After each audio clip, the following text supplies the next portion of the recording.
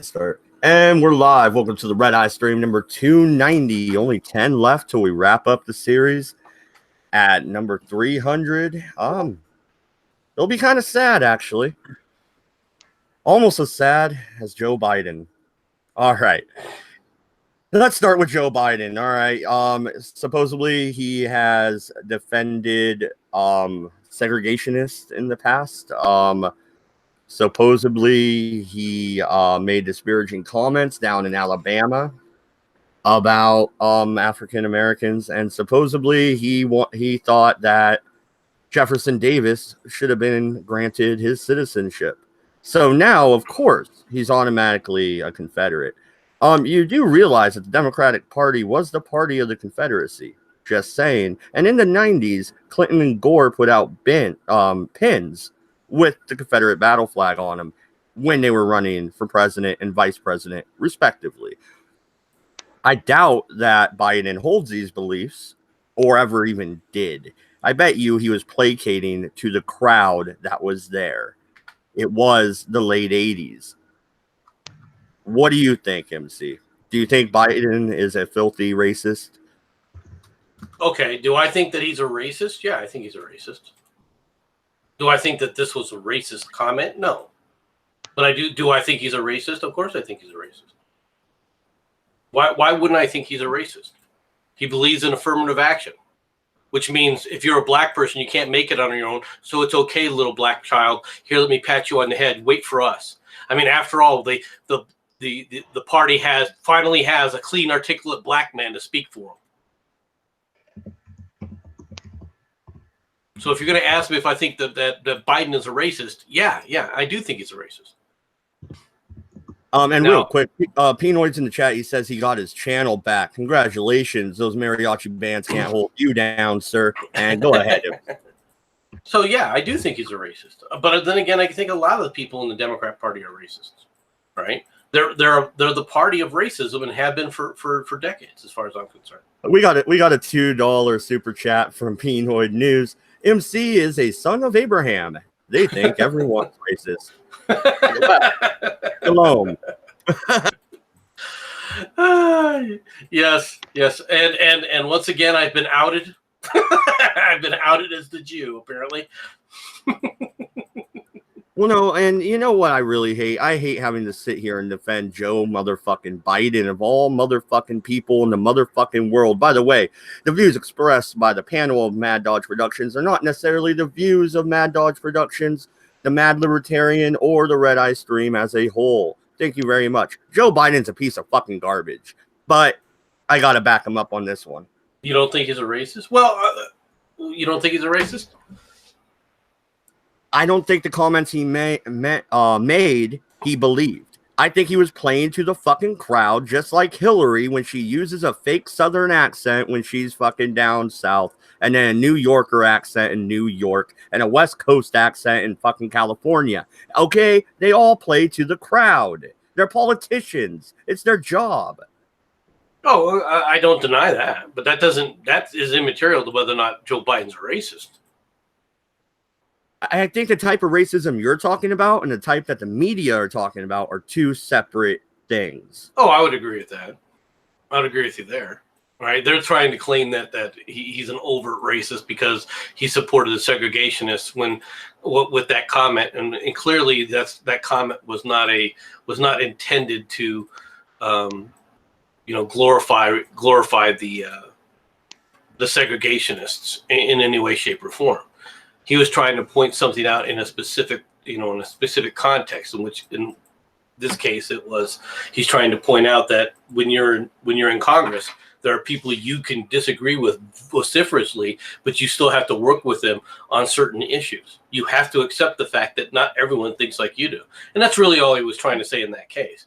Did he do it in a good mind? Did he do it in a proper manner, in an effective manner? No, but then again.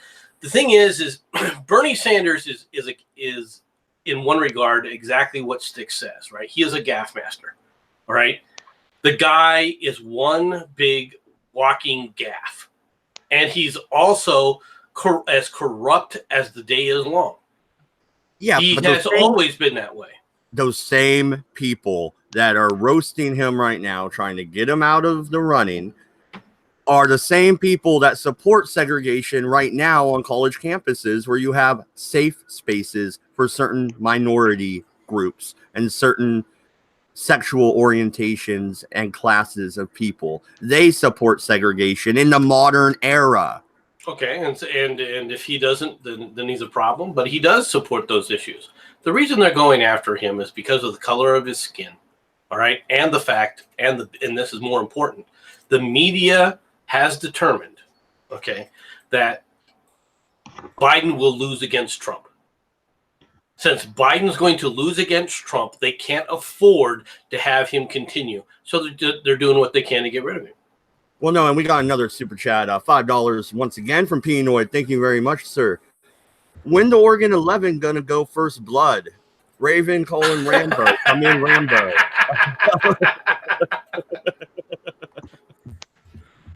I think I think Pinoid wants us to talk a little bit about the situation going on in Oregon, which we have touched upon before, and we could talk about it some more, because this is a type of battle that does force a civil war. You have a governor of a state threatening to arrest the state senators because they refuse to vote on something.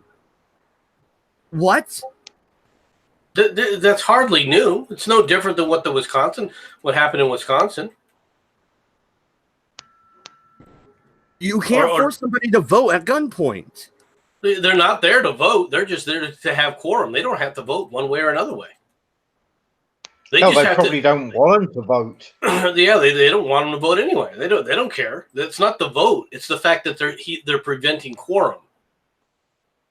That they're not doing their duly elected duty. That is the reason why she's arresting them. Now, what they're doing is they're saying, what we're doing is going to prevent quorum by hiding out.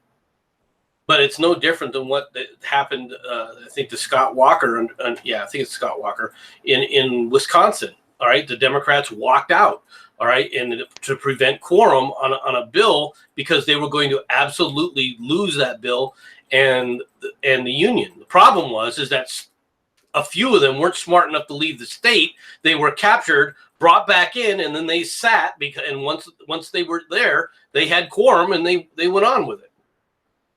This is the same type of stuff that they did when they forced votes during Reconstruction at gunpoint, MC. And yeah, no, they don't have to vote. All they have to do is get the minority party into the room, and then they're going to crush them. Well, this is Oregon politics in a nutshell. Have you seen the state demographics? Have you seen the way the state's laid out? All that is being representative. The Republicans are right.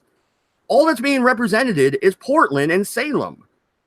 Not France Pass, where the Republican Senate leader is representative of, not where I live, not anywhere in Eastern Oregon. This is untenable. And now they want to get rid of the Electoral College and make it fucking worse. Okay, so does this surprise you in any way, shape, or form? I don't understand, why this is surprising to anybody. Of course they're doing this. It's enraging. Why is it enraging? I have no representation. Zero. Well, how come you? Well, maybe you shouldn't have been voting Libertarian in the first place. But regardless, all right, of how you're looking at it, you are being represented. Guess what? Your representation doesn't count because the majority, all right, is voting against you. And whether you like it or not, that's how you live in a democracy. When the majority votes against you, you have to accept it. Democratic republic. Fuck. I don't think Oregon is a democratic republic. Obviously fucking not. Okay. Like, we can't have plastic bags. We can't have fucking individual straws.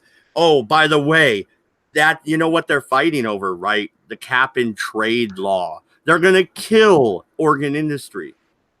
Graveyard done. Economy tanked. Over. Kaput.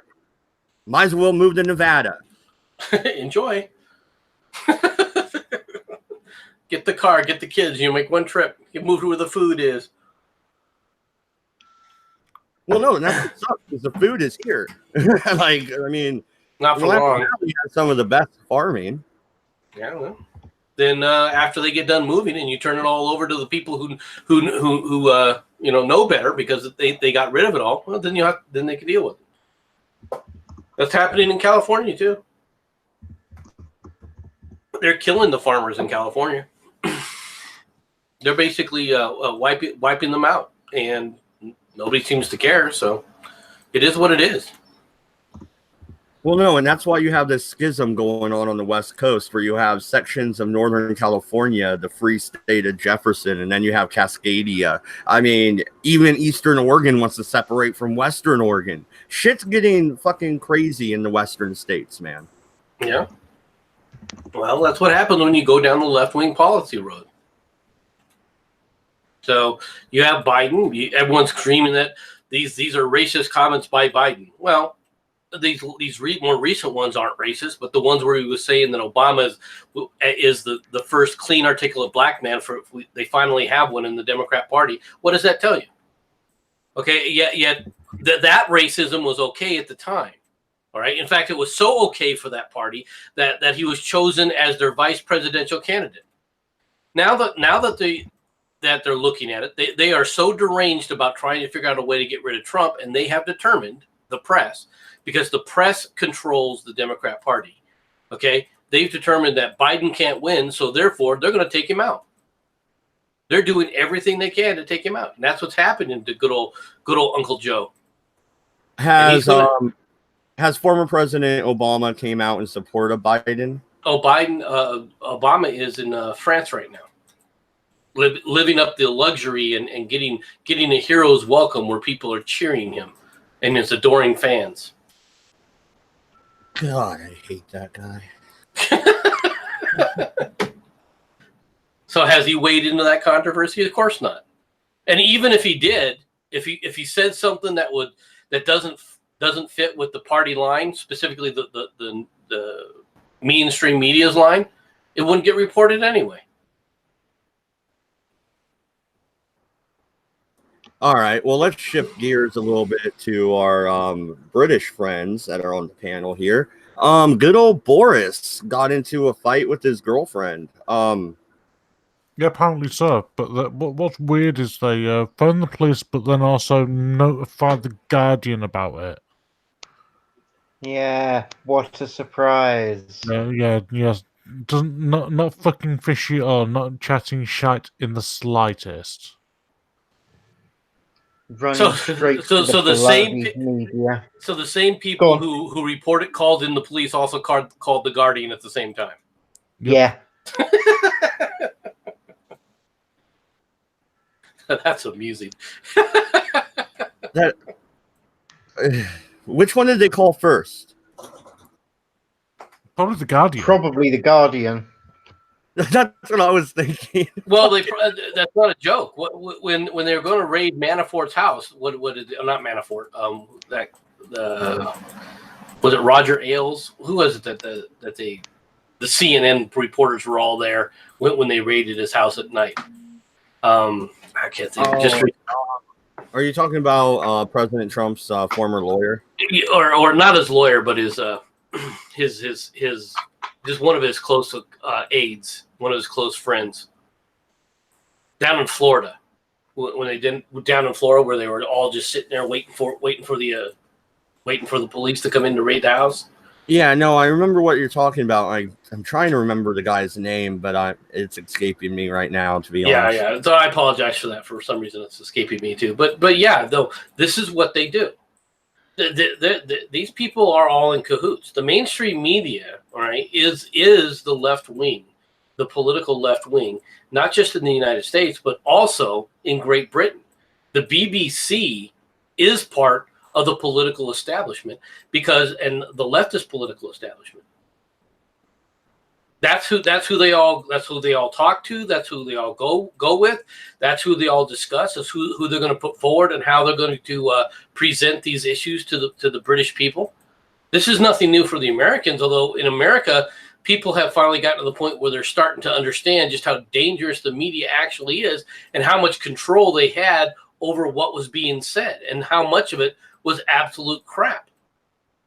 And it's only gotten worse ever since it was truly exposed due to Bill Clinton.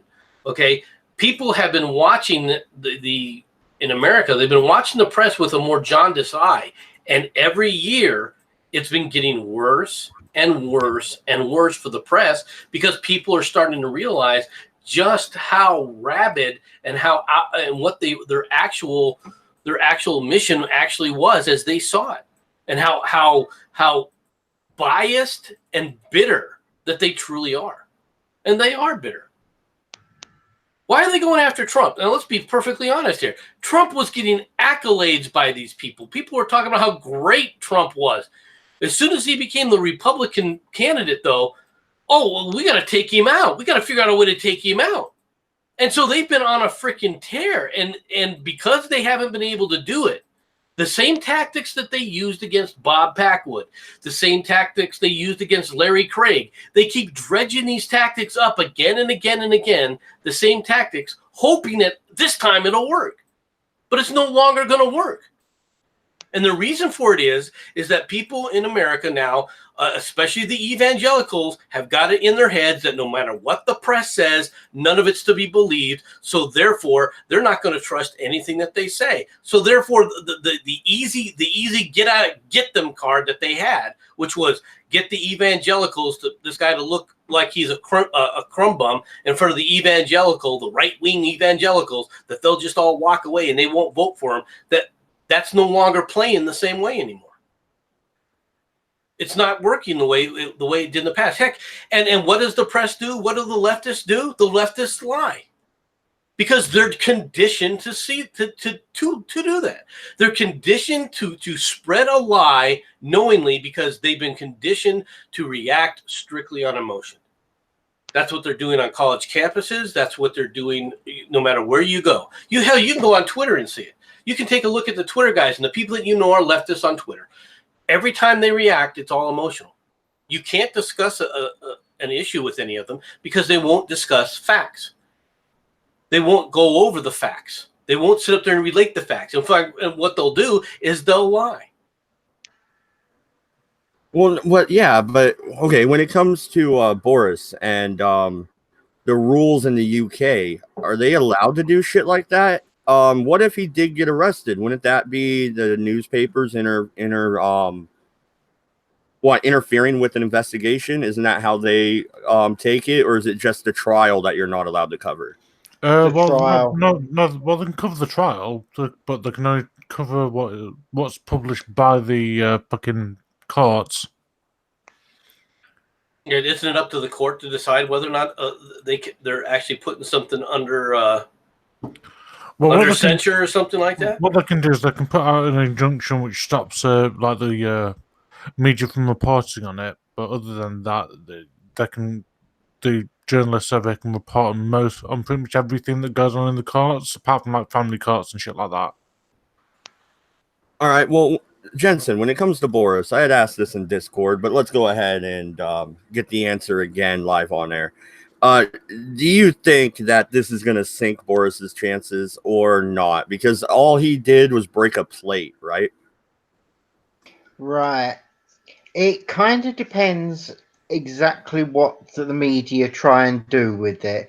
I mean, I don't think it's going to work pretty much no matter what they do. That guy has got so many, such a high amount of voters for him over the rest of them. It's pretty much in the bag for him.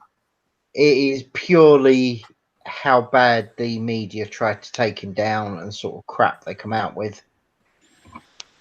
Well, a single incident isn't going to take him down, is it? Isn't it going to take him, like, if he has a history of this, that they'll be playing it up that way? Is that what they'll try to do?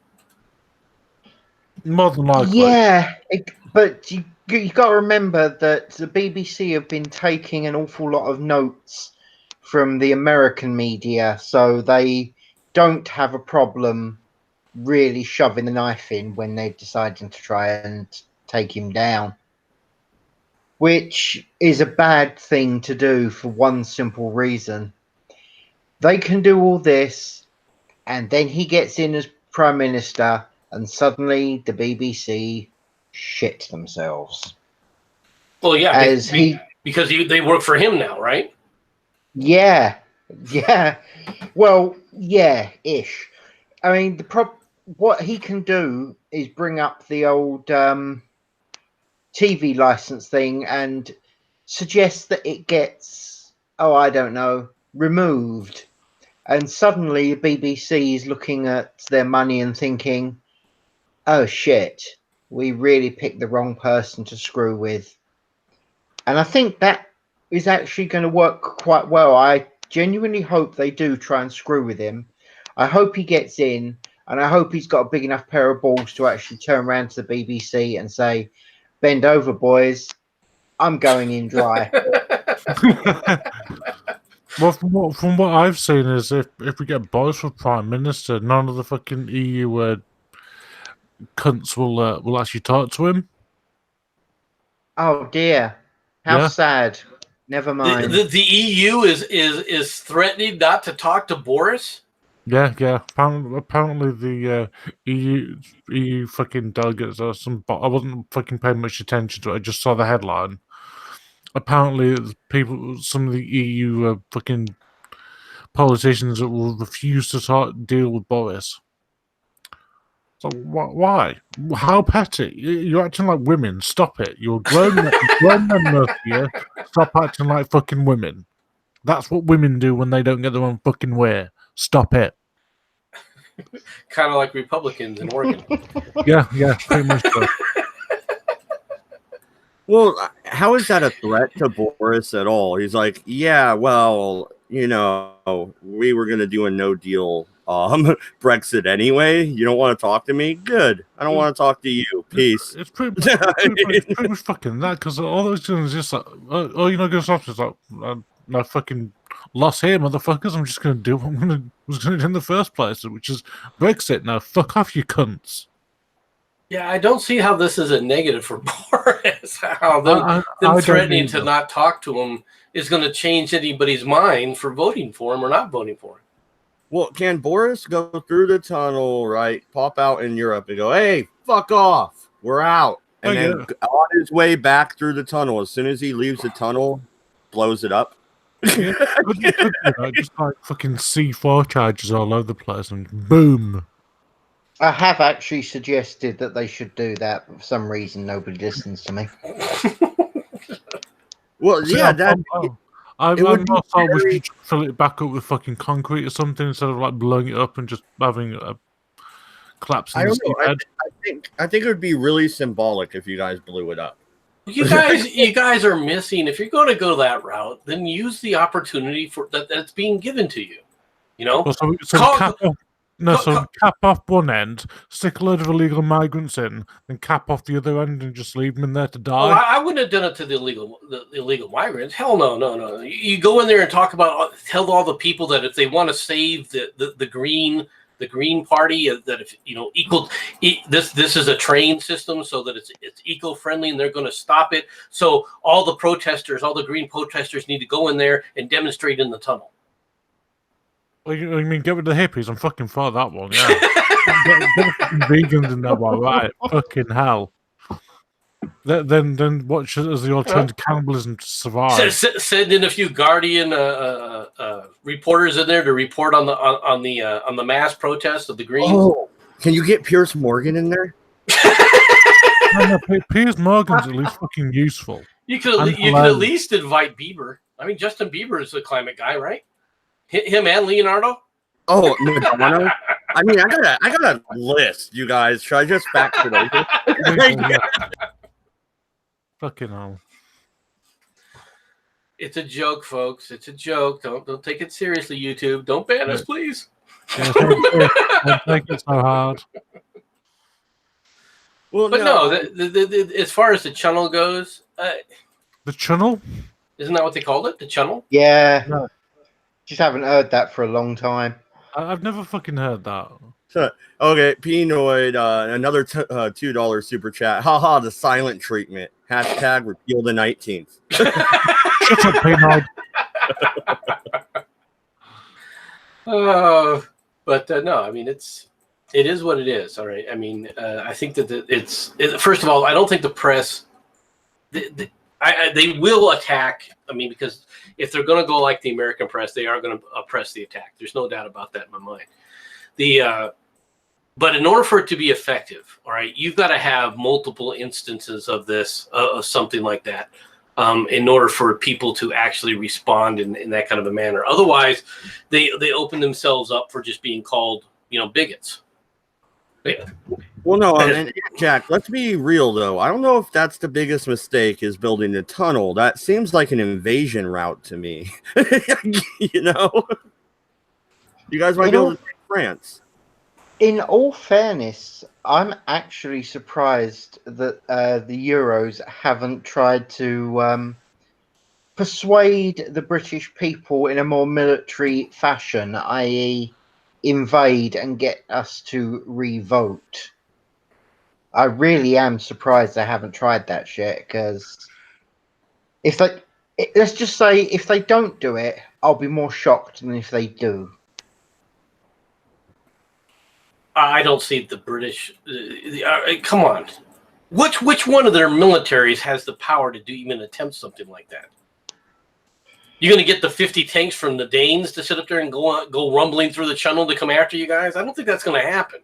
And when it comes right down to it, is there any other nation in the world except for the United States that actually has a useful landing craft?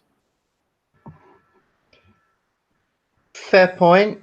I can't really disagree with you there. I mean, the British probably have some good landing craft, but I don't see the Germans sailing the high seas, nor the French, all right, to try and do any kind of beach landing anywhere. I don't think they've got the capability. No, the French will just surrender. That doesn't augur well for an invasion from the EU if the French are just going to surrender now, does it? Well, okay. They're a bunch of cheese-eating surrender monkeys. No, but let's be real. Let's say the Europeans did build their EU army, and they decided, fuck the fucking limey cunts. We're going over there. Do you foresee the United States intervening? I sure as hell do. I think that's the first phone call the British are making. I think the British will make that phone call, and the Americans will go, "How's it going?" "Oh, we're just kicking the shit out of them." So, okay, let us know if you need any help. That's what the phone call is going to be like. American spy planes will be watching this. Look at this. They'll be on a freaking. Are you kidding me? You think Jon Stewart would come back to the Daily Show just so he could show footage of the stupidity of the EU army? They were like, "Watch this invasion." They actually made headway here because you could see the British troops on the beach laughing as they're trying to get in. Yeah, that's actually perfectly valid. I'd love to disagree with you there, but no, that is pretty much how it'd go. Oh dear. I do agree with you, the fact that Europe doesn't exactly have a good track record when it comes to its military nowadays. As frightening as it is to say, but technically Britain is the most useful military group in Europe, and we're about to leave it. That kind of says something about Europe, doesn't it? Yeah, you're the only ones that can actually have any kind of force rejection capability whatsoever.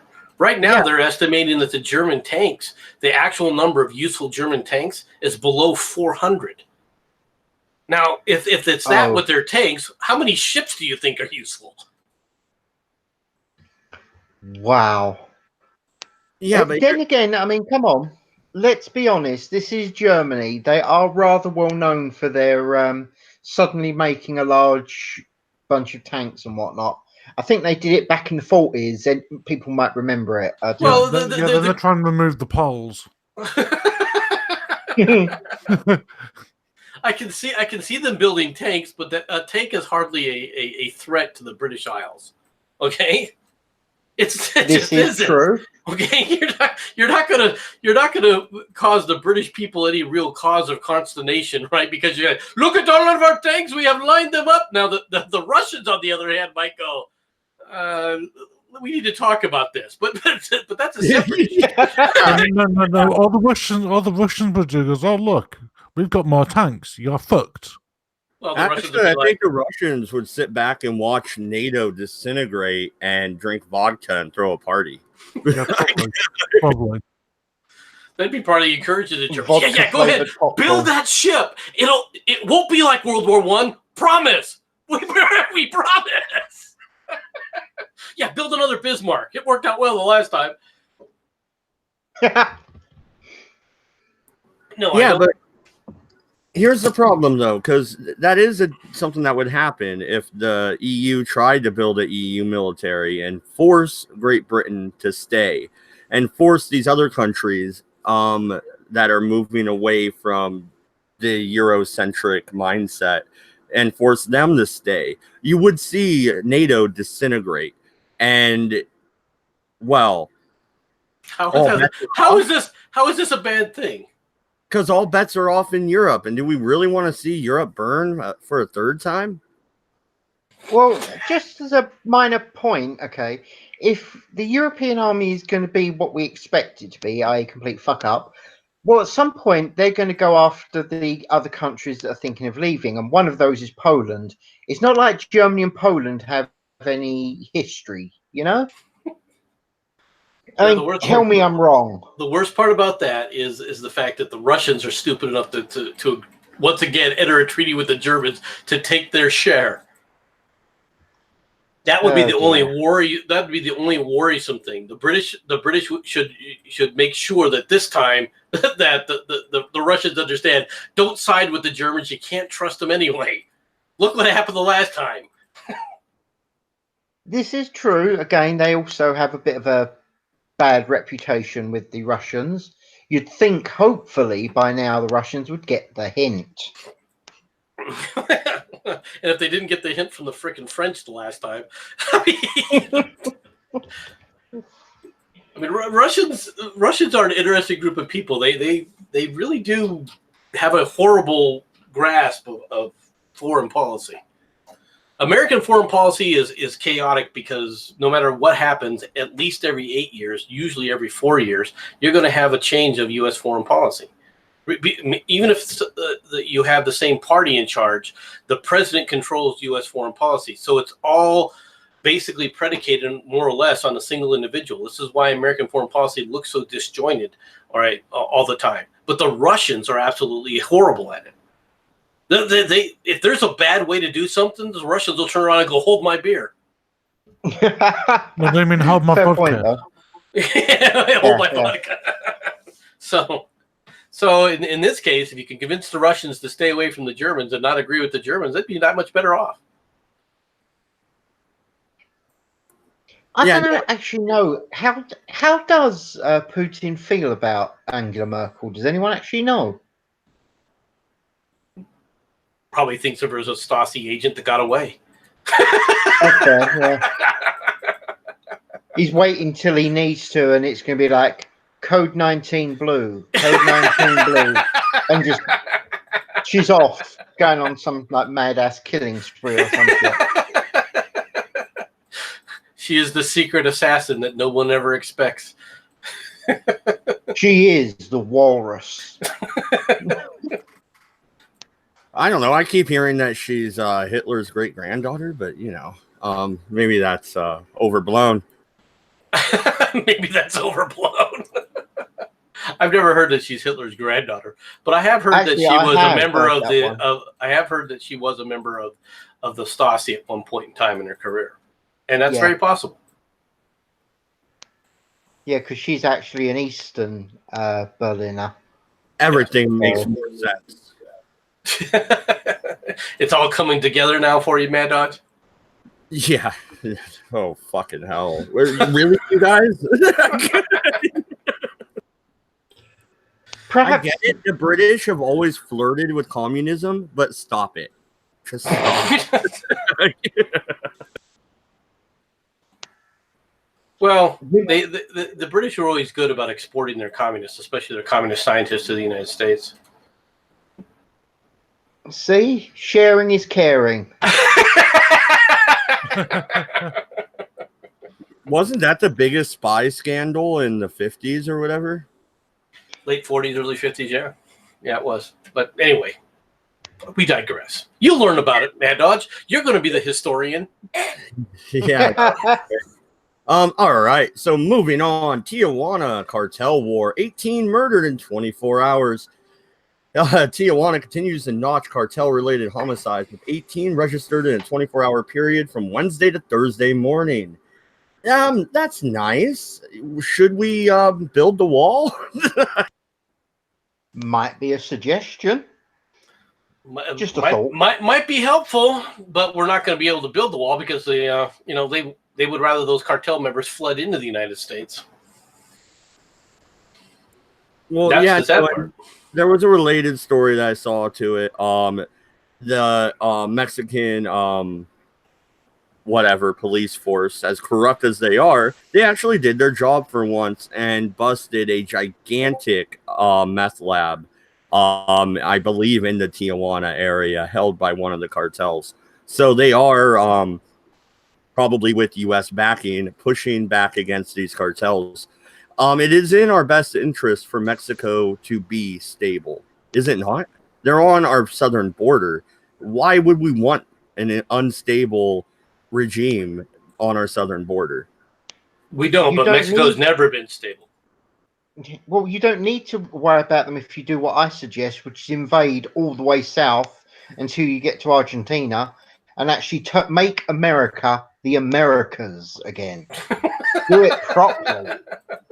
You don't need a goddamn wall on the southern border at that point. Pax Americana, eh? Hell yes. If you're going to do it properly. And don't you know how to run an empire? What the hell is wrong with you? Do we got to come back and show you how to do it again? I think we're going to have to. This is bad. Look, Dodge, you can even invade the Canadians if you want. We won't argue. It's, they're fucking French anyway. We got too many Canadians as it is. No, I want that oil. Future plans. That's all I'm saying. We don't need that oil, and we don't need the Canadians. Do you want Celine Diaz in here? Do you want Bieber? We need a place to deport people to. Okay? We need Vancouver to deport them to. Just hear me out, all right? When I'm president, I will create a new office. The Office of Canadian Enforcement. How about internment? We don't want to call it that. Okay, we're gonna gently move them from one area to the other, kind of like the Russians did. I believe up north in Canada is very much like Siberia. The things that could happen up there, it could be wonderful. Hold it. Your wording, I'm sorry, Matt, I just kind of have to bring up. So what you're saying is you're going to go to a country, take its people, and move them out of certain areas. Does the Trail of Tears ring any bells with you here? Yeah, but this time we'll be very polite about it. That's okay then. Trail of Tears. Well, and can Trudeau lead the march? Would that make you feel better? Yeah, that would work.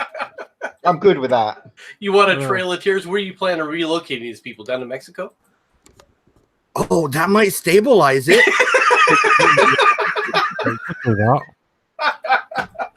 So basically, your grand plan is to ship the Canadians south, where they have warmth and food, and look, it's not snow. Yeah, they have tacos. They'll love it. They'll be. It's a cultural exchange program. Look. There you go. The Office of Cultural Exchange. I like it. But man, recently you were suggesting moving the Mexicans to Canada. Are we just like swapping the people over here? Is this what you're doing? No, I decided we're going to use the Canadians as the wall, and we're going to move them forward at bayonet, just in a giant line. And they'll push everybody south. And, you know, we just keep going until it reaches Guatemala. I told you, you want... And everyone thought I was the brutal one. Well, it's a giant game of Red Rover, Red Rover. What's wrong? Send the Canadians on over. You're getting a point. The views expressed by the host of Mad Dodge Productions do not represent the host of Mad Dodge Productions. I have split personality. You know. He's going to claim that we kidnapped him and we're using voiceovers now. Uh-huh. The chair is against the wall. The chair. There is no wall. That's half the problem. There are 4 lights. That is an issue. The question is, I think as things plays out, one of the things that Trump did today, all right, is he said that they're not ready to actually go forward with this mass deportation, right? So for 2 weeks, he's called a halt to it, right? And he said that, so the Democrats have asked me to stop it for a short period of time so that they can make a deal. Let's see what deal they make. What he did there again is he put the Democrats back on their back foot again. This has been a great week for Trump. A lot of people don't realize just how great a week it is for Trump, all right, on how it's looking for him, dynamically, all right, within the U.S. public, because he's looking like the reasonable one. He's like, okay, the Democrats asked for a delay. I gave them a delay. They have a chance to do something. Now the Democrats have to produce something. And let's be perfectly honest, they're not capable of doing it. They're not capable of producing a bill that's going to sit up there and satisfy anybody that they're serious about border security. And the reason is because the Democrats aren't serious about border security. So how can they produce something that is serious about it? They're not going to be able to because they don't actually believe in it.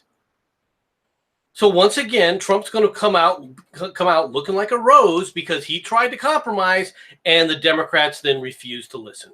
They refuse to work with him. They refuse to do what the American people have been screaming for them to do. I really think that I was wrong about Trump and how politically adept he actually is, because he is playing this politically very astutely. The problem is your media won't actually let the rest of the peasants out there know what's really going on. Well, that's true, but he has the Twitter, and that's one of the biggest benefits that Trump has is he has Twitter, and then as soon as the Democrats backdoored again and they start talking, what you start hearing again is calls for fake news, and CNN sucks. It just plays right into his agenda this entire time. They've boxed themselves into another hole. It's amazing just how adept he is at public, public speaking and handling the media. He's very adept at handling the media. This is a masterstroke.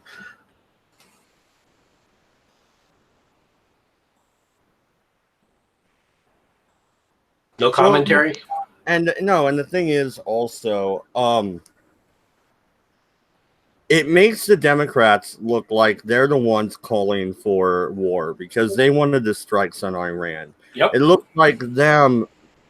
I mean, do you remember the good old days when it used to be the Republicans that liked illegal immigration because they could, have cheap labor? Now it's like the opposite. I miss the old days, the early 2000s. Just remember, everybody, he's saying he misses George W. Bush. That's a bloody good point. Just to let you know what you're saying, Mad Dog. It was a simpler time, wasn't it? It was a simpler time. It was a simpler president. So, mad. Man, watching Bush dodge a shoe live on a freaking stream would have been awesome. But go ahead, Jensen. So what you're saying is old times there are not forgotten? Look away, look away, look away.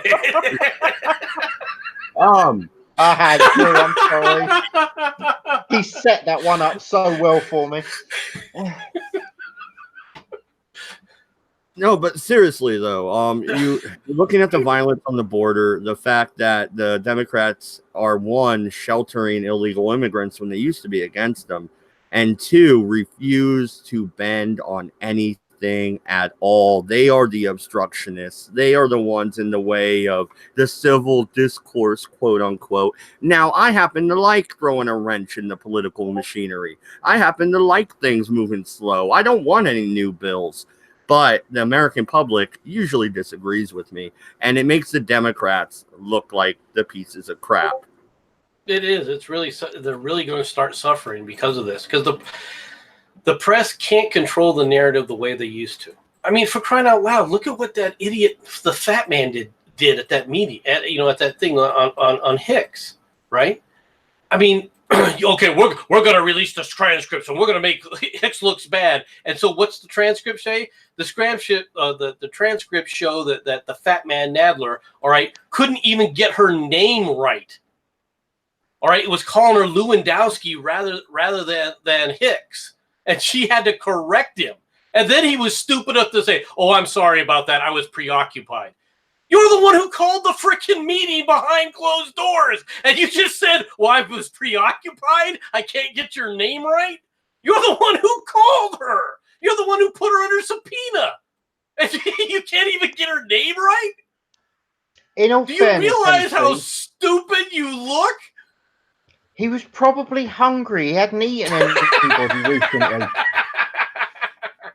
He had low blood sugar or some shit. Oh my God!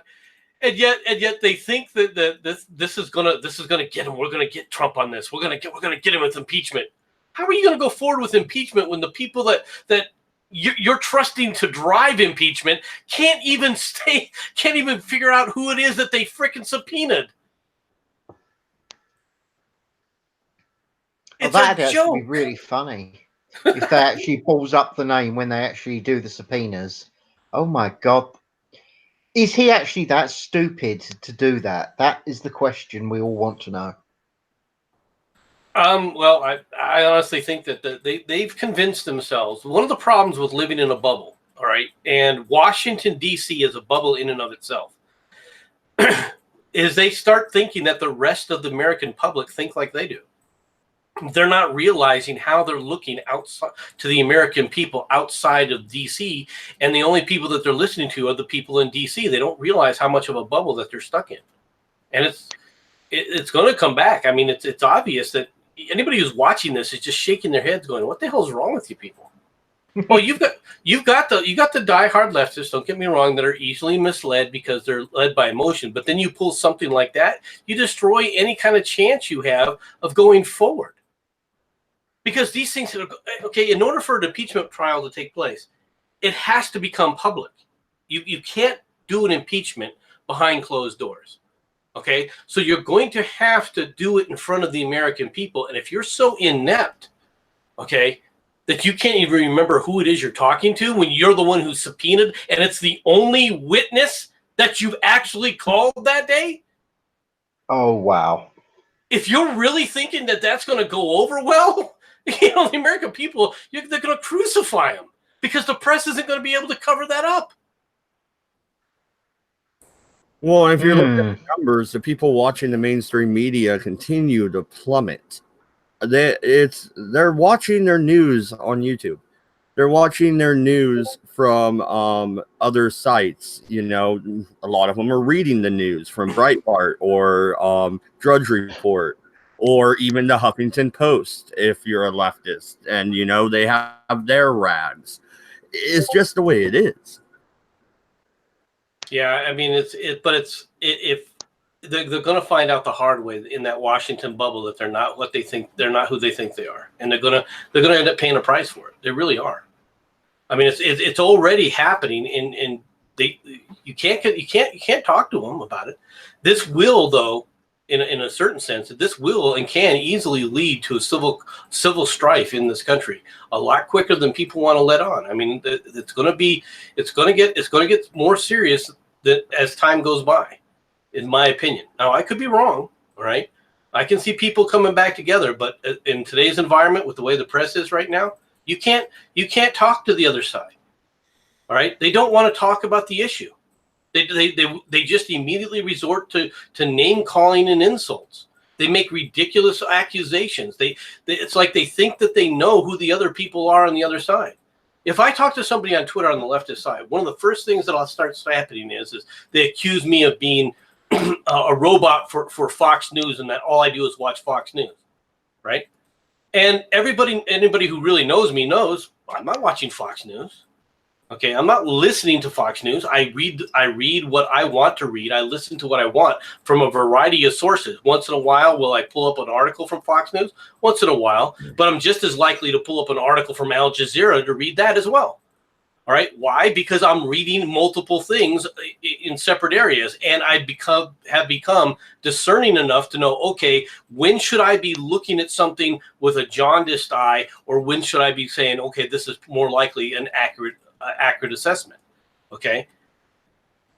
And so I'll read something from Breitbart, or I'll read something from the Guardian. I've pulled up loads of articles from the Guardian. Do I know it's a radical left-wing site? Yeah, I do. So I know what to expect. I know where their weaknesses are going to be and where their strengths are, right? As I read the article.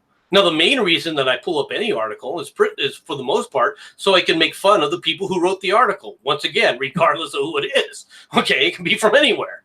Because the press is so horrible about how they write their articles. And I point out the inadequacies generally of those articles and what they're missing and how they're trying to slant the perceptions of things. Okay, well, yeah. That's what I've always been doing. Let's talk about a natural slant. Towards the far fucking left, Rhode Island Democratic Governor Raimondo, Raimondo, How would you pronounce that? Raimondo. Signs bill to allow abortion through birth. We're talking about partial birth abortion. We're talking full term. I'm all for like any term abortion. Just indiscriminately kill people. Any term, so like 15, you're like, screw you, you're not fucking, you were out past midnight, honor killing. No, that's 50, and then come back and fuck it, throw the entire child out and just shoot them. What about 34? Like, can my mom just be like, I've had enough of your bullshit, show up and shoot me in the face? Yeah, pretty much so. At any age, you could even shoot your grandmother on her deathbed. Just time to put old Bessie down. Sorry, my Meemaw, you've just been alive just a little too long. No, but seriously, you have some states going the other way with this and pretty much banning it. Other states going completely insane and saying partial birth abortion is okay. I am pro-life. There is no middle ground for me, honestly. But politically, there is a middle ground in this country, and it seems like everybody's forgetting that. Well, actually, I think what everyone's forgetting is the fact that abortion should be decided specifically by the legislature. So if a state like Rhode Island wants to make that law for themselves, let them make that law. Okay, if that's how they feel about it in the state of Rhode Island, well, fine. I guess I won't be moving to the state of Rhode Island anytime soon. Yeah, all right? and if you live in a certain state but can't get an abortion, then just travel to the next state that does it or whatever, and get the coat hanger abortion there or something. Well, you can go out there and get an abortion, and go to any of those states and get an abortion. Yeah, For example, one of the big things that's been in the news from an abortion-related thing has been this Planned Parenthood clinic in Missouri, where they're saying, this is the last Planned Parenthood clinic in Missouri, and we got to keep it open. And they basically were told, the state has basically told them, no, we're not going to renew your license because you have all these issues. All right. So the first problem, the first lie that gets told is that people can't get abortions in Missouri. No, you just can't get one at a Planned Parenthood clinic.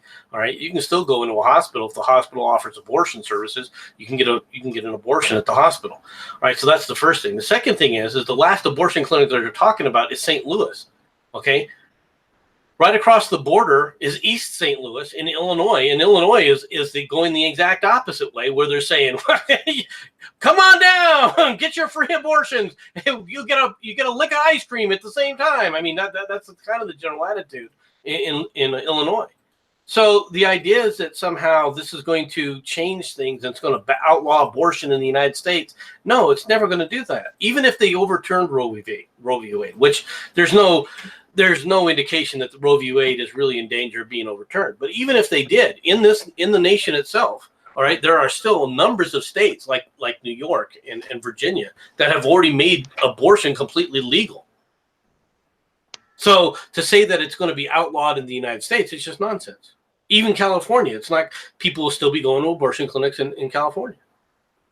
The biggest difference would be, though, is places like Planned Parenthood would go out of business. Why? Because they'd stop getting federal funds. Good. Good. That's it. That's all you've got to say. My statement. Good.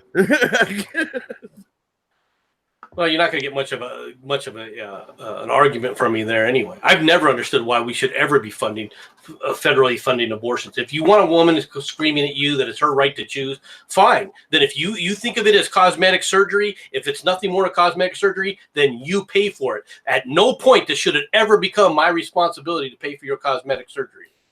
No, but abortion's a healthcare, apparently. No, abortion is not healthcare. It's cosmetic surgery. If it's not a child, it's cosmetic surgery. No, here's the thing. It can be healthcare depending on the circumstances. Sorry, it's cosmetic surgery. No. If, for example, if the pregnancy is going to kill the mother, then that's healthcare. How often If you has have that happened circa 2019? We have this thing called C-section that 99% of women will survive. You don't necessarily have to have a vaginal birth if it's risky. No. There are certain births there are certain pregnancies. Yeah, but what percentage are you talking about here? I don't fucking know. I've not looked at the fucking statistics of this shit. Do I go reading fucking medical journals constantly for this shit? No, I do not. Yeah, I pushed a little too hard there. You're snapping back at me a little bit. All right. Yeah, because you're being a dick. You're being a pedantic faggot. That's why. Below 1% is the number that is freaking. It is below. It is incest or rape in the Western civilization. It is below 1%. It's way below 1%. You are correct. But the reality is that all those things could have been handled in the courts. That could have been something that was handled in the courts anyway. That was something that didn't necessarily need to, or can't be handled on a one-by-one basis, on a case-by-case basis. But that's a separate issue in and of itself anyway. All right. That's not the kind of thing that we're talking about specifically here. In fairness to Mad Dodge, but at the same time, Mad Dodge, you're getting a little overly emotional. You're kind of sounding like a leftist.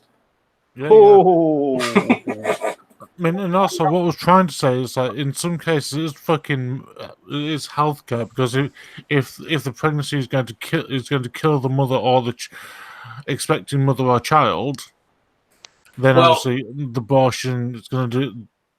Sometimes it's necessary to have an abortion. Now, I'm not gonna beat you up too much about this, but I will make this one point. Why should we listen to the British, who think that a mother, all right, who happens to be in the care and wants to actually have the child, is that right is being taken away from her by the states and by your court system, and they're ordering an abortion to take place because they've determined, well, it's going to be easier on her mentally for her to have the abortion than to have the child like she wants.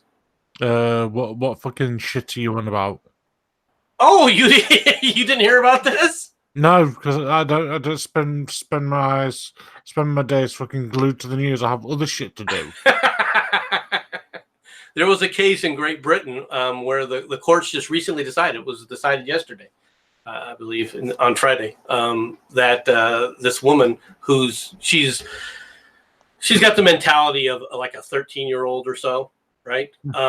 She's pregnant now. She's 20-something years old. She's pregnant now, and the court has determined that her family, because she herself is Catholic and her mother is Catholic and so forth, and she herself is Catholic, and they want the child, that she's not capable of not only handling the child, but that it's actually going to be more harmful for her mentally to have the child than for them to kill the child, as in her own mind, all right, and so forth.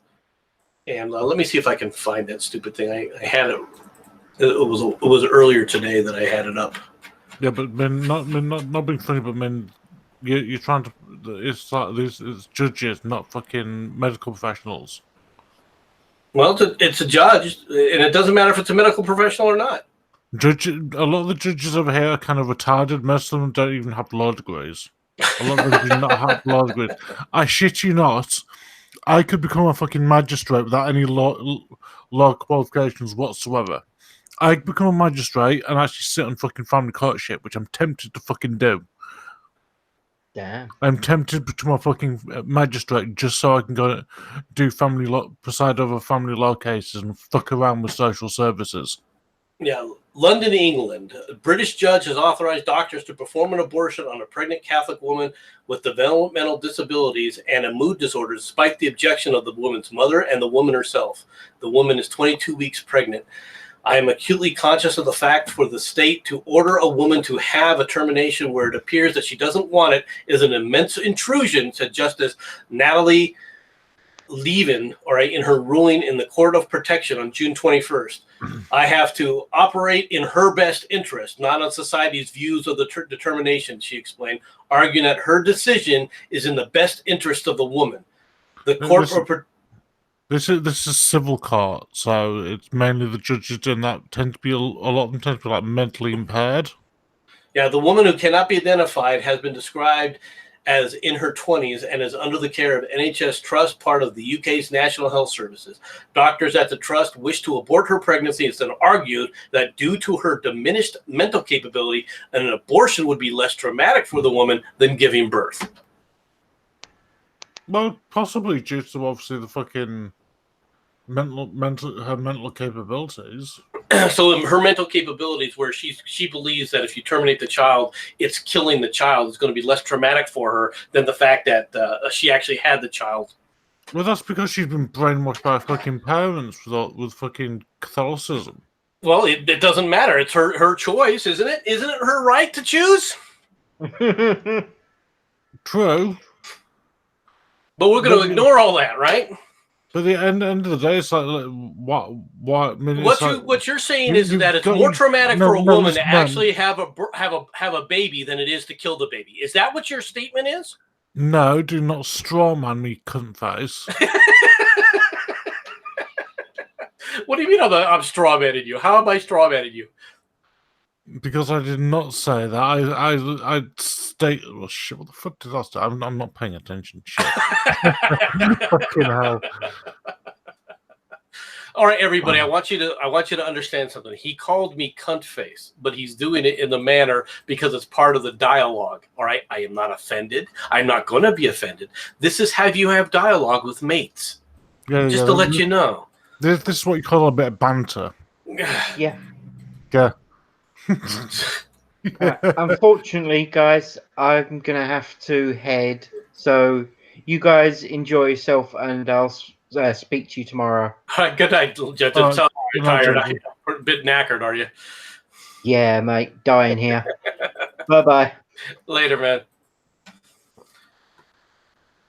But no, that is going to be the conclusion of many people. The reason I made that statement the way I did, right, was and yes, it is somewhat of a straw man. You're correct, but it's fucking ridiculous though, because I mean, at the end of the day, the birth could be traumatic for, but also having the abortion could be traumatic. Both could be traumatic. It's just they're trying to choose which of the lesser of the two evils. Well, but they are making the choice. They're not letting the woman make the choice, and it's a choice that they really don't know whether or not one's going to be more traumatic or the other. That's because she has diminished mental capacity. So what? it still comes down to it's going to be her choice.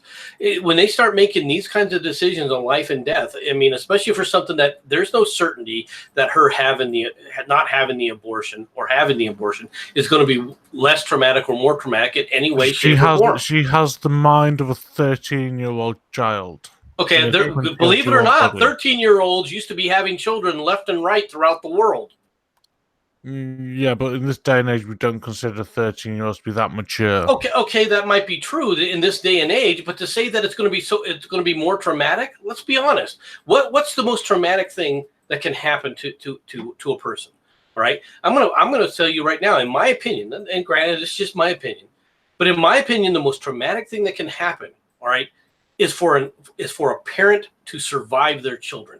The death of a child is absolutely horrifying, and I've watched she could give birth and the child die in childbirth. Well, of course, but is there any? Is that's always a possibility? Okay, I mean, but it's a damn near certainty if she gets an abortion that it's going to die, right? Yeah. Okay. But technically, according to medical texts, it's still basically a fetus. It's not a child yet. Well, I'm not going by their rules. I'm going by my own now in this case because once again, they haven't determined when does life begin. That one's always going to be one of those fucking tricky ones because everyone's going to fucking argue with that. But I mean, as far as I'm concerned myself, it's not.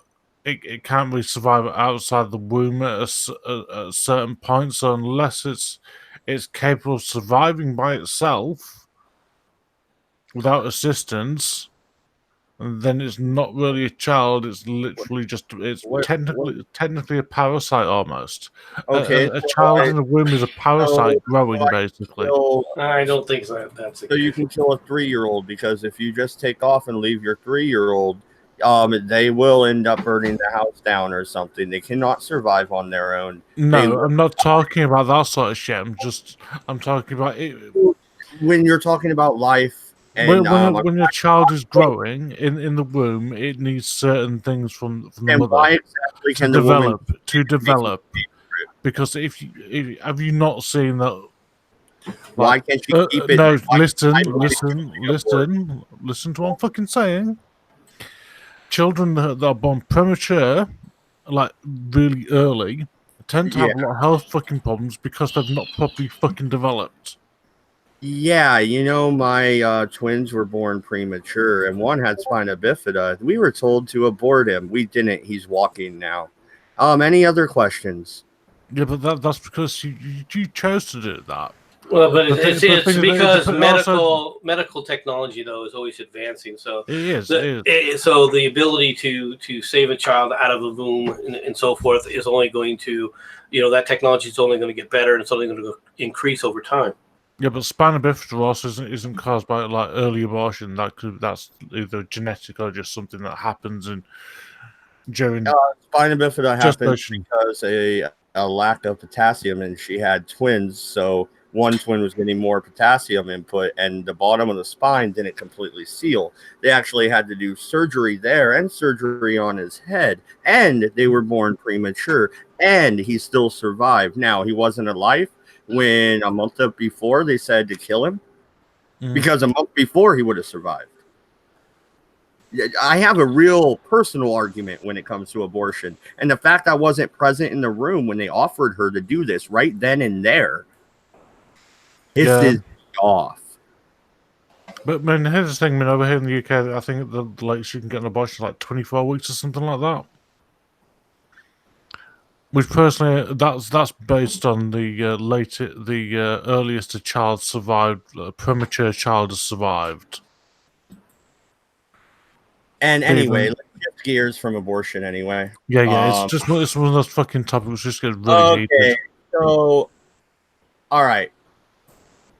Let me scroll up right here. Okay. George Washington High School to erase offensive George Washington mural. You know what's so offensive? He's leaning on a cannon. There's not a slave in sight. It doesn't look offensive. How is leaning on a cannon offensive? Because he's the founding father of America, I suppose. Like, how is that offensive at all, MC, other than he was a Virginian and a man of his time? which we know what that means. If you need to elaborate on what it means, because maybe somebody doesn't get it, but I think I know our crowd. They understand what I'm fucking saying. Well, I mean, you got to remember who this is the essence of being an SJW. This is their sacrament to continue pushing and continue going out there to destroy the country. The goal of the left has always been the same, to destroy the United States. It hasn't changed, and this is just one more manner in which to do it. We're going to tear down a person who they then say, well, look at him, he owned slaves. And back then, if dang near every freaking person owned slave, or every society had slaves. And I'm dead serious when I say every society. There was not societies that were walking around that were egalitarian during this time frame. All right. Every society, doesn't matter where in the world it existed, all right, didn't it practice in some way, shape, or form a significant way of a type of slavery. All right. This included the quote unquote Native Americans, who often, all right, would raid one another tribes, all right, and then take the victims that lost, and they would become the slaves to the victors. Okay, Yeah, that's how Africa as well. That was ubiquitous across the world. And this is the problem when you get into this moralism from these people, because they're like, well, he was a horrible man because he owned slaves, or she owned slaves, and they had slaves in it. Everybody owned slaves back then. You won't find a society where slavery wasn't practiced back in prior to the 1700s. You won't find one. Okay, now it may be that this tribe didn't have slaves at that point in time, but not because they didn't want slaves, because they were too weak to capture them and keep them. That's the only thing that prevented that kind of mentality at the time. So so you have a bunch of people who have been reindoctrinated into the socialist little utopia, going, well, slavery's bad in history. You know, we know that these people are just a bunch of racist, evil bigots, and without even keeping it within the historical context in which it all came about in. And that's the true tragedy of all this. Yeah, absolutely. And there's another story. You see Santa Cruz, they're removing the bells, the Spanish bells from the mission that's been there, I don't know, for freaking hundreds of years. They're removing them because they're offensive to the native population. God, do we have to remove everything? I mean, seriously, and like I give a shit about Spain and the conquest. Whatever. It's not my history, but it is history. I do care about history. I am going for a fucking bachelor's in history. If you're going to talk about your history, you might as well bring up the story about the Pioneer, where the Pioneer statue on the U of O, they're trying to get rid of it because it shows a pioneer with a rifle slung on his shoulder, and he has a whip in his hand. Yeah, you know, the whip they snapped above the head of the oxen to make a move on the Oregon Trail, that whip? Yeah. So yeah, it's just left wing propaganda, and it's going to continue this way. This is what they've been pushing. This is because and the reason they're doing it is they want to tear down America. Nothing good ever came from the United States. The United States is the repository of all the evil in the world. This is their mentality. Wait, I thought that was Australia. I thought that was England. British colonialism, apparently that's the most evil thing in history. Well, we're the inheritors of it, you have to understand. Yeah, saying that you are filthy colonials. Yeah. Why do we get their sins? That's not fair. Well, why does anybody? I mean, isn't that the whole purpose of reparations to begin with? Is that the sins of your father? All right, you're going to have to pay for what your father did, not for what you've done, not for what you're like. You're going to be judged on how your family acted. And even then, it's not even how your family acted. We're going to sit up there and assign what you may or may not have been helped with because of the color of your skin. We're not looking at the content of your character. We're looking strictly at the color of your skin, and we're making an assessment. Well, no, and Joshua's in the chat. Man, you're up here in the Oregon area, right? That's the University of Oregon where they're removing that Pioneer statue. Well, or they're protesting it. It hasn't been decided if they're removing it or not. I would Come hope on, that- you know they're going to remove it. You know the students and the faculty of the U of O are going to demand it get removed. You know that, Mad Dogs. Well, then, are they going to remove the markers for the trail that goes from Oregon to California? I can't remember what it's called right now. I passed by it a million times. But The Oregon Trail. No, Oregon Trail dumped off into Western Oregon, and then there was another trail that headed down the coastline and into California. And that trail, I used to live by it, and it was marked. It started with an A, but Appalachian keeps popping in my head, and that's not right because that's in the East Coast. So that's true. So I know that's not it. But yeah.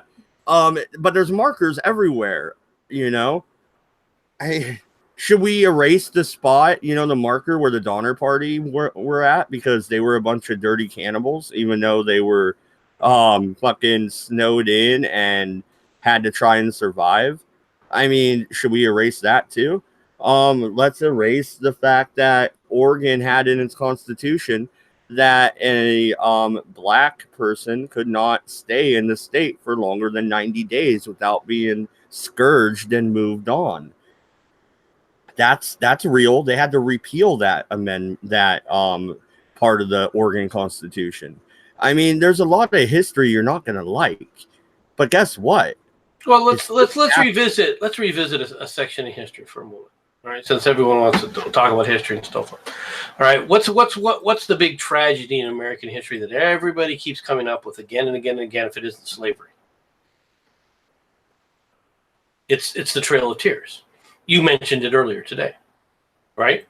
Yeah, the forced march by Jackson of the Cherokee. Well, first of all, that's already a misnomer, all right, because it wasn't a forced march. Right, and that becomes issue number one. All right, but let's talk about this for just a moment.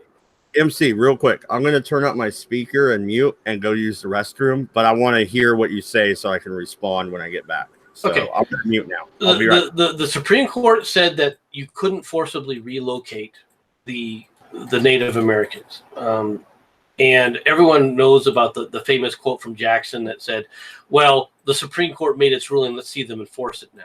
Okay, which very well could have been attributed to him. It may actually be a statement that he made, but it was a statement made from the view of somebody in the 1820s and the 1830s, not the view of someone in the 1900s or in the year 2000 and beyond.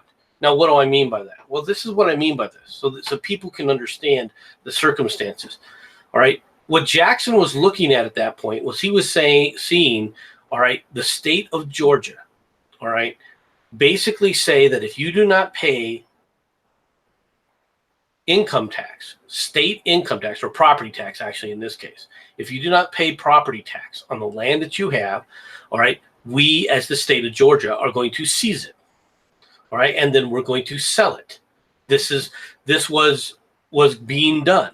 Okay, now this was being objected to because the Indians said, well, we don't have to listen to the state of Georgia. We're going to go to the Supreme Court and get this overturned. All right. And in court, the Cherokee Nation, they won their court battle. They said what their treaty is with the United States. That was all well and good. It was that decision was all fine and dandy. The problem is that the state of Georgia was going to say, well, we don't recognize your ruling, and they were still going to seize the territory and seize this. So Jackson was thinking about a way to prevent there from being a war with the Indians. Now, why is he worried about a war with the Indians? You think he was worried about the white settlers? At that time, the city of Atlanta was probably around 25,000 people or so, around 25, 35,000, right? Residents. That was the entire population, all right, of the Cherokee Nation, as it encompassed three states, through Georgia, Tennessee, the Carolinas, etc. So you've got the Cherokee Nation is spread out throughout this massive landmass and barely has the same population as the city of Georgia. So, okay, well, then why don't the U.S. forces go in there and prevent the Georgians from seizing this land? The U.S. military at that time, all right, had less than 5,000 standing soldiers. And think about this. Think about the fact that 40 years later, 30 years later, there's a civil war between states' rights versus federal rights. Andrew Jackson understood that there was absolutely no way he could prevent the state of Georgia from continuing to seize lands. And if this continued, okay, the Cherokee Nation, the Indians on the Cherokee Nation, weren't just going to be removed from land. They would try to defend themselves, and then they would be eradicated, exterminated. And in order to prevent that, he said, you know what? Let me try to, you guys need to move. Well, when they said that you can't actually remove them by force, he went into the tribes, explained to them the situation, and many of the tribal leaders who were far thinking at the time said, yeah, we're going to get exterminated if we stay here. So they voluntarily said, we will join this migration to a newer land under your protection. Now, unfortunately, when you're walking 3,000 miles, all right, because you didn't have trains back then in the 1930s, you didn't have a railroad network, okay? So everything was going to be by walking for the most part. It took a long time.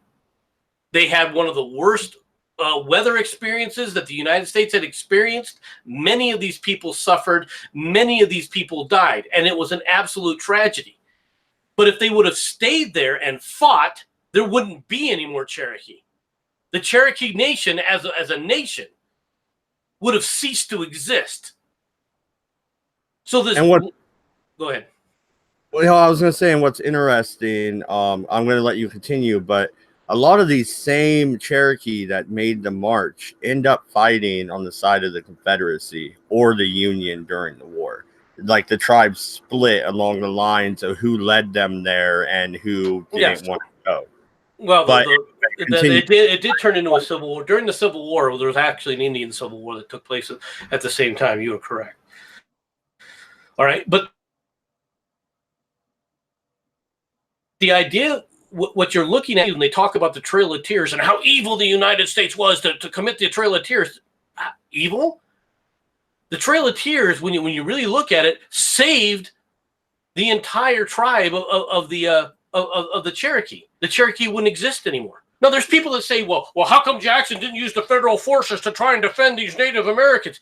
Okay, let's talk about reality for a second. Let's say, okay, he did mobilize the federal government and the federal forces to fight the Georgians to try and do that. There would have been a freaking uprising across the United States.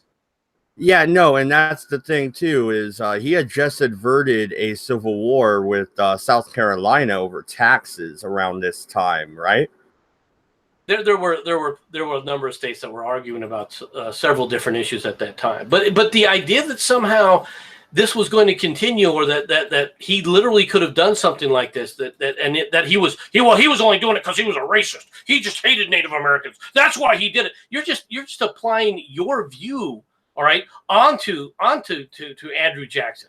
You're just saying he's a racist to fit your own narrative without looking at the historical context in which he existed, in which this whole framework actually took place in. You're not trying to be honest. You're not trying to help anybody, aside from helping yourselves maintain your own little rage and hatred at the evil white man. And yet it was this evil white man that saved the Cherokee Nation as a whole. Was it perfect? No, it wasn't perfect. Tragedies do happen, though. But he did the best he could with the resources he had at the time. What did you expect him to do? What other choices did he have? And so you mention to these people, they think about it, but they're not going to. They won't agree with you. Okay, if you explain this to the leftists, they don't agree with you, but they won't. But they have no way to argue it, so they just glare at you bitterly, right? And then as you walk away, make a snide, ad hominem attack about who you are and what you think, rather than actually thinking about the issue. Because what the issue is defined already for them by how they feel about it, not by what the actual reality of the situation was or how it could have been taken care of. So you end up in a situation where, yeah, well, look how evil Andrew Jackson is. Well, we got to remove him from the $20 bill. I know Native Americans that won't sit up there and spend a $20 bill because of Andrew Jackson and the Trail of Tears. And I always go back with the same thing. That's because they don't even understand the Trail of Tears. They don't even understand their own freaking history. All they understand is their hatred. All they understand is their feelings on the matter, not the actual attitude of what they were actually dealing with. Because in reality, they should be thankful to him, or they wouldn't exist. Well, no, and they have autonomy within the United States. Name any other group that has their own territory within our territorial boundaries. Yeah, they don't have the kind of autonomy that you think they do. that's another misnomer. All right, they are, for lack of a better term, wards of the United States. They don't have a surrency, all right, away from the federal government. They don't. A lot of people think that they do, but they do not. Well, they get to police their own lands. No, they don't. They're still under the auspices of the FBI if they want to. If the FBI wants to come in, the FBI can come in. They hardly ever use that, though. Well, of course, because they got other things. They got better things to do. All right, but so that they can do it from a police force standpoint, like a state can. They don't have to listen to many of the state rules. All right, although recently a lot of that is starting to get done away with as well. Because if you're going to play the game of you don't want to be a part of the state, you're your own little group, then why do you get to vote? Oh, that's a good question, especially since myself, in the state of Oregon, I can open up a bar. I can get slot machines in my bar, but that's it. The tribes, which are very few in Oregon, really, they're mainly up across the border in Washington, but they can buy property and then open up a casino on it, like they did in Florence, on the coast.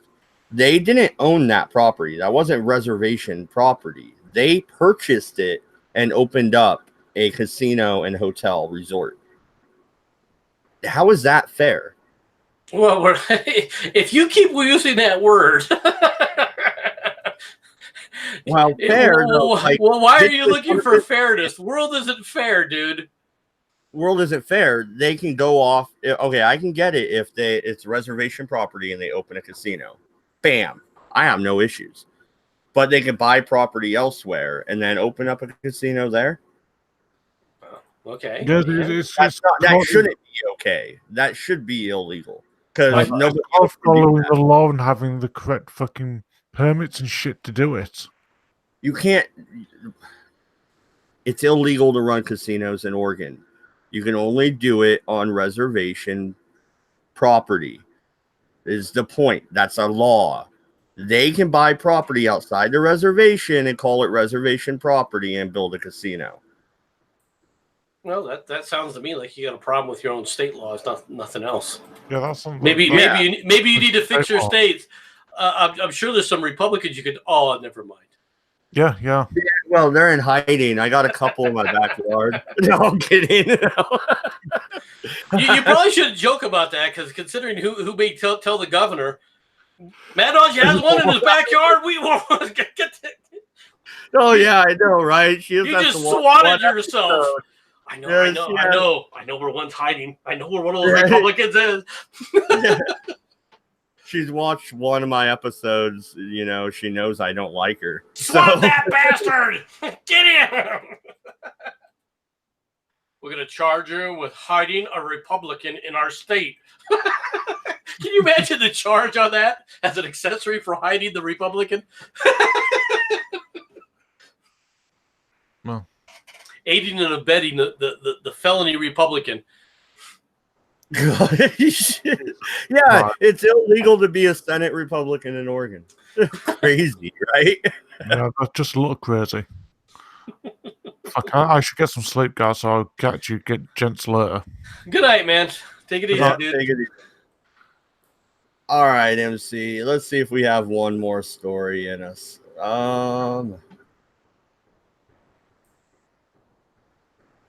What story do you want to cover now? Well, I'm looking here. We covered that. Oh, okay. Facebook removed from the S&P list of ethical companies. The Silicon Valley masters of the universe at Facebook have been removed from the S&P list of ethical companies following a number of scandals surrounding Facebook. Good. And is that going to hurt their stock? Are they gonna fall even more? Because turns out people are walking away from Facebook faster than ever. No, people are falling away from Facebook, which is why they're trying to diversify. I mean, let's be perfectly honest here. What is Zuckerberg trying to do with this whole Libra thing? He's trying to diversify. I mean, that's what he's trying to do. So, is this really going to affect Facebook in the long term? Probably not, or at least Mark Zuckerberg. Is he an ethical? Is Facebook an ethical company? Well, of course not. It hasn't been for forever. Was it ever an ethical company? Probably not. Could the user base sue them for breach of ethics then? It depends on whether or not they personally were affected. I would guess. If they can prove the case that they were personally affected, then yeah, they probably could. But proving that's going to be awful difficult to do now, isn't it? Not necessarily. People have been slandered on Facebook. People have their posts deleted. People are kicked off for being conservative or libertarian.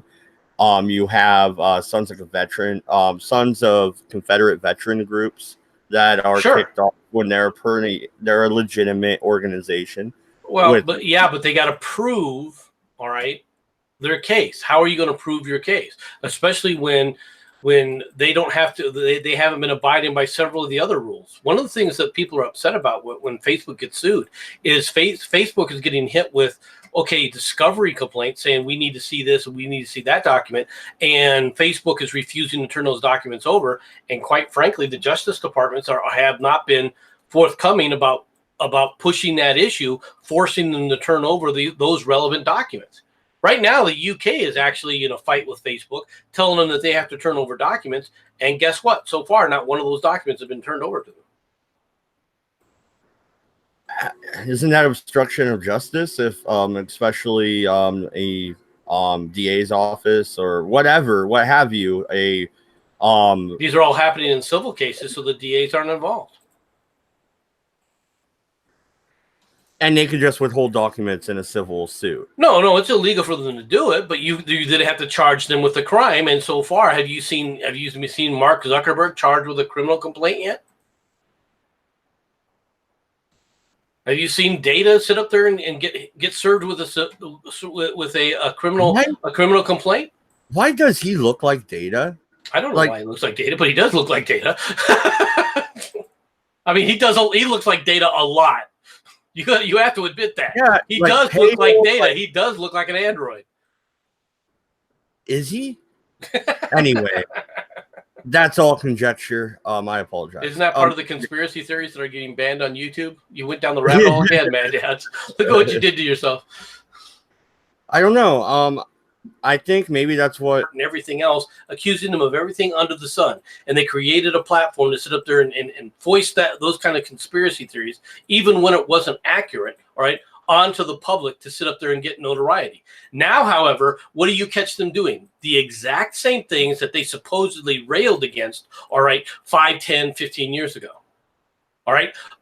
They were doing this. They've been doing the same kind of shenanigans that the leftists have been complaining about for years. You end up with people like Tim Pool. Tim Pool, in my opinion, has literally no excuse, all right, for being a leftist, for saying that he's a leftist. And why do I say that? I say that because the left wasn't any different. Look at what Facebook was doing in the 2016 election. And even before the 2016 election, look at what they had done. But see, did Tim Pool say anything about it then? No, of course not. They were the same, all right, privacy, hacking group selling people's personal privacy that they were today. And people knew it then. People like Tim Pool have no excuse to say, well, we didn't know about it then. Yes, you did. You just chose to ignore it. Those stories were there, but you didn't bother to ever investigate it. It wasn't real to you. It's not like these things weren't happening. You just didn't care about it happening at that point. Okay, so don't come. That's why I look at these guys and I call them out on it, because you're saying that this is an issue and you really cared about it and you've always cared about it. Bull crap. Don't come back and tell me that you cared about it when the evidence is that you've had every opportunity to see what these people were doing. None of this shit was hidden, and yet at the same time you went right along with it because you were worried about those evil conservatives. Don't give me that shit. Don't give me that shit that you care. All right? Because you didn't. You didn't care then. You don't care now. You're as fraudulent as Facebook is. I care. I care. Well, do you think Facebook's going to go the way of MySpace or Facebook will, yeah. Facebook's well on its way to going the way of MySpace. Will it go the way of Yahoo? Yahoo, believe it or not, is still making a business in the news industry because they become an aggregate site.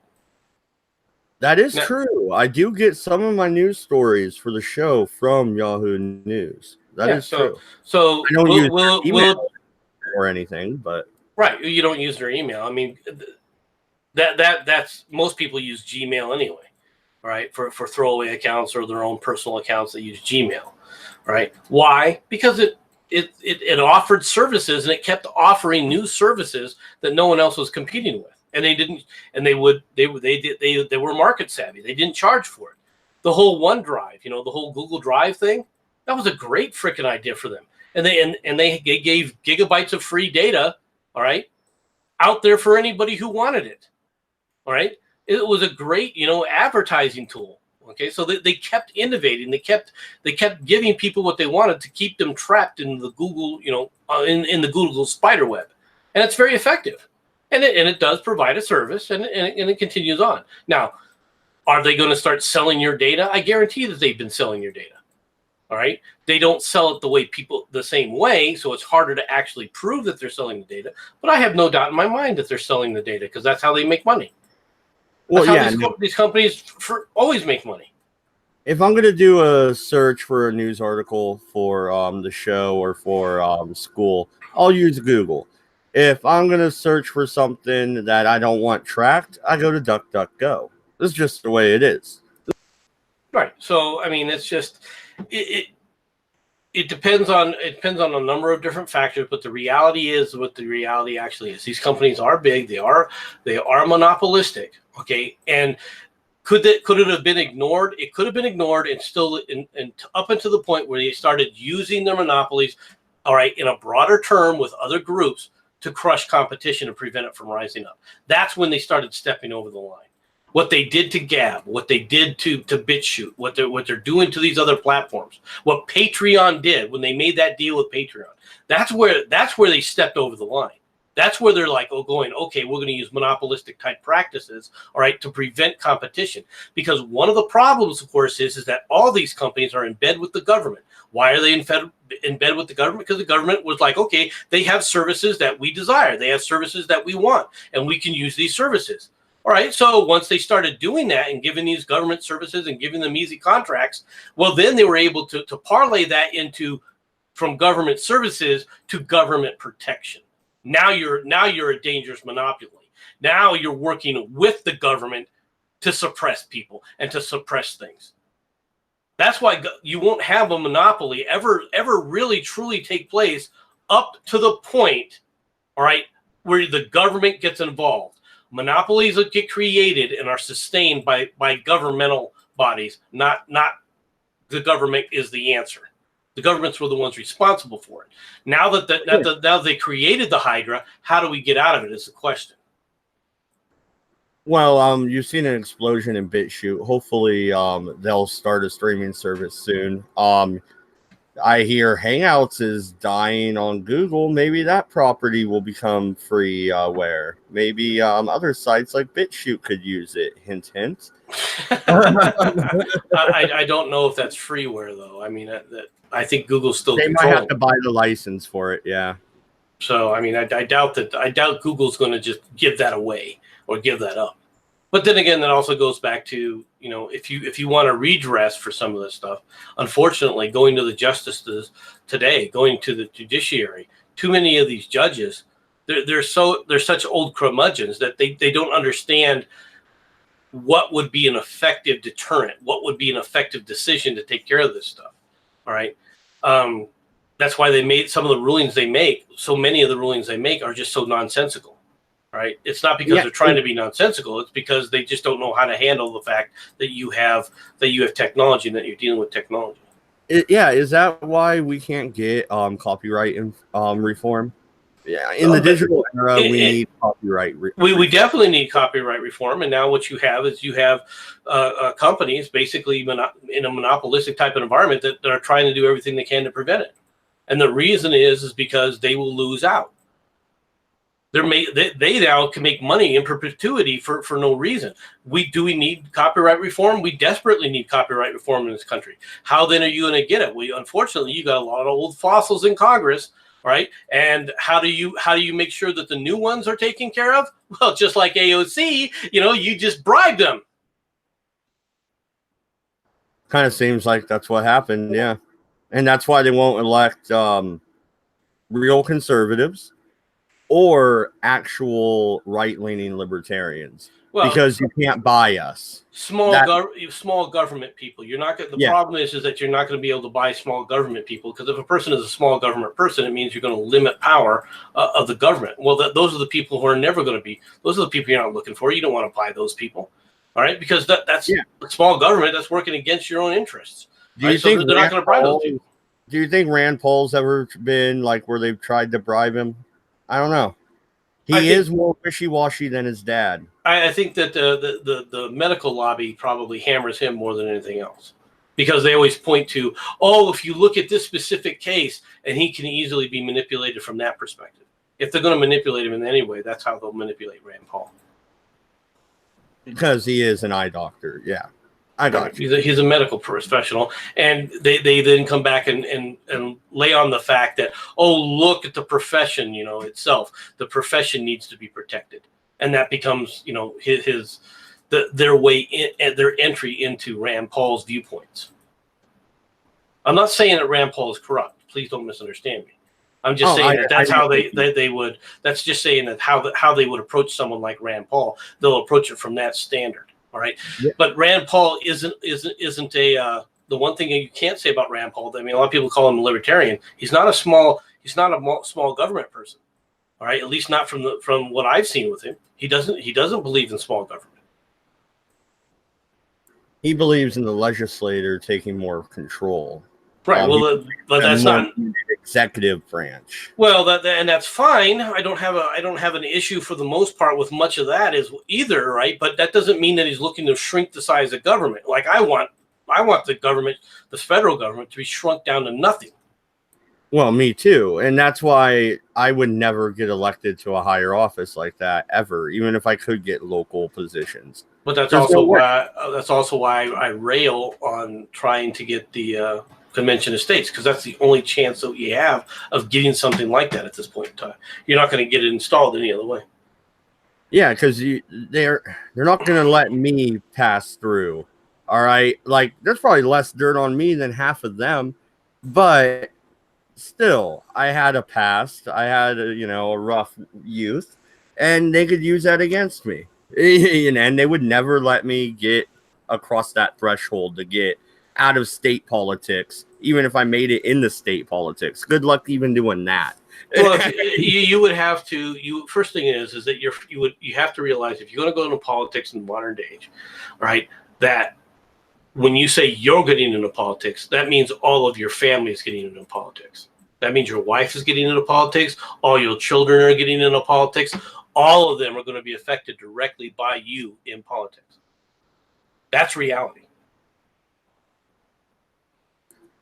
True. And then they would be digging through my YouTube channel, finding every little stupid joke we've ever made. And there's enough for like 20,000 commercials there. Sure.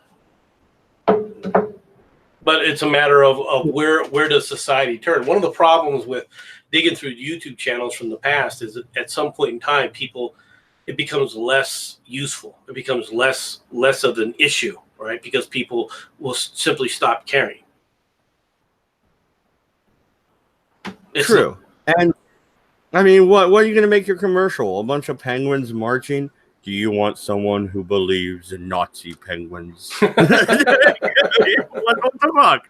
What are you gonna do to me? Come on, they're jokes. Yep, it is. I mean, that's just the way. But that's I hate to say it, but it is what it is. I don't think my wife would like politics, which is why I backed out when libertarians asked me the last go around. I was like, I don't know. I talked to her and she wasn't too enthused. Well, of course not, because she's worried about the effects that are going to happen, and rightly so, right, to protecting her children. Because once you get into politics, the whole family is going to always be in the public eye, and they will make life hell for you, especially if you're against the general establishment and you have issues with, especially the leftists. The press is going to make your life hell. And in Oregon, let's be perfectly honest. In Oregon, what does that mean? That can mean even calling up Antifa to go sit up there and try and break into your house. Oh, and that's not an exaggeration. Libertarian state senator shoots man as he breaks in the house tonight on the 6 o'clock news.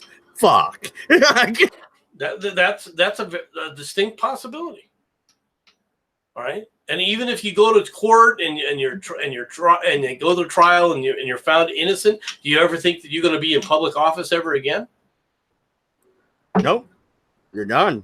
That's it. Well, you could be, but you'd have to figure out a way to parlay that. There are ways to do it, but you'd have to be going against. You would have to be doing it against the grain. You would have to be able to establish your own methodology. Another reason, because she never said no. She was just a little worried about it. And another thing, though, that really made me take pause was like, wait, what if I win?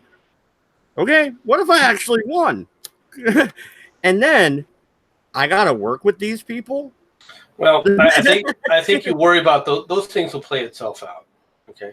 Those things will work themselves out. You don't have to worry about that aspect of it, right? Because it's all going to be a new experience for you. You have to approach that as if it's going to be a new experience. So worrying about that, you still got to get elected first.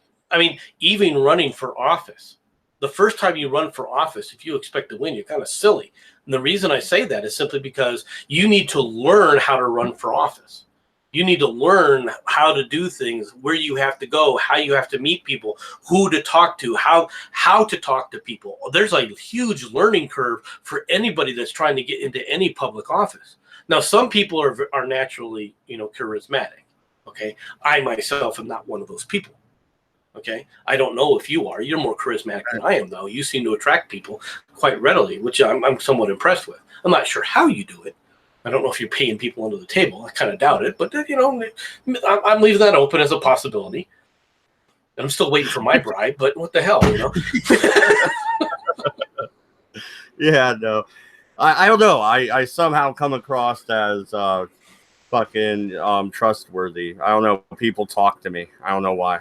Well, and it's one of the things that it's one of your strengths. You can then you gotta have to learn how to use that in a public setting and use it for public service. All right. So you have a certain skill set. Some of it's natural, just a natural aspect of your personality, and that's how you should go about doing it. If you so desire to get involved in politics, I'm not saying you should get involved in politics, but it stretches the imagination. Yeah, because I really don't know how I would even fundraising. I don't know the first thing about it. Well, no, and all the things that have to get set up for it. What are all the laws and rules for when you're trying to set this up? Oh, that's actually that's fairly easy. There's a fee, and I'm in.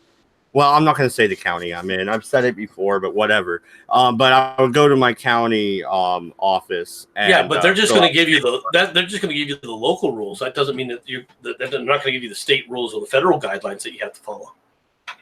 And you have to follow them all.